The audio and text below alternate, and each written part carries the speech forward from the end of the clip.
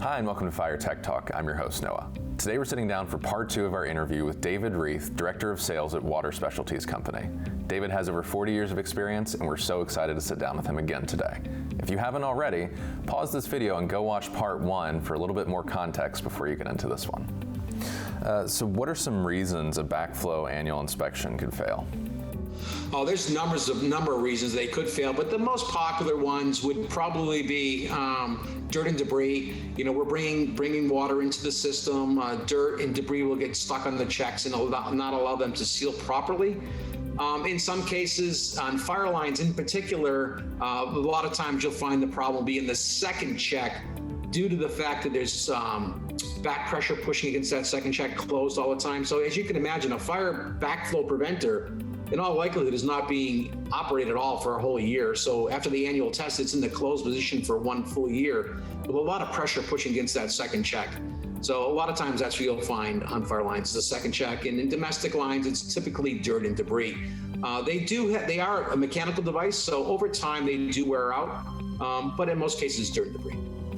So with that dirt and debris, is that sort of similar to whether it be residential or commercial sprinkler systems, whenever they, don't go off for years on end, and then, one day they go off, rather than having clean, clear water, it's that kind of muddy, just nasty water that comes out?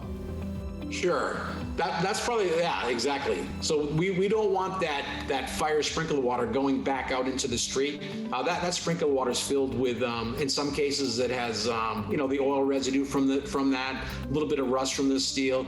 If there was no backflow preventer on a fire line, that water would literally go right back out on the street, and your neighbor would be drinking that water.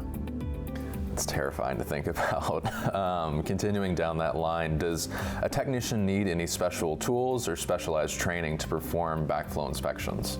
Yeah, well, they do. Let's start with the training first. So first off, they would need to take a backflow prevention testers class. And there's a couple of disciplines. When I say disciplines, a couple of ways to test backflow preventers. There's approximately 6. There's probably even more than that. But you're going to want to find out what discipline your water purveyor is recognizing and get the training in that discipline. That is typically a 40-hour class, 5 days. Once you get your certification, it's usually a 3-year certification. So every 3 years you need to get recertified. But once you're certified and you're doing backflow testing, the equipment you'll need will be a backflow prevention test kit, a few hand tools, and that should be about it. And you'll be able to be a backflow tester. So David, after a technician does a backflow inspection, how long after that inspection is the inspector responsible for that backflow pressure system? And that's a great question, though, because a lot of the technicians feel that once they do that backflow test, that they own that backflow preventer. They're responsible for 1 calendar year because that's when it needs to be retested. But that's not the case. They're responsible for that test only at that time and place when they did the backflow test. Gotcha. That makes sense because it is something that is potentially, exposed to the elements. You can't control what happens, so I'm sure a lot of people will be relieved to hear that. That's correct. Yeah. The techs get a little nervous. They think they're responsible for that device for the whole year, but that's not the case at all.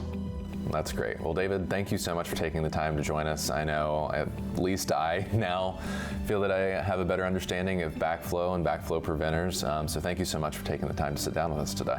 Oh man, my pleasure. I love doing this kind of stuff anytime for you.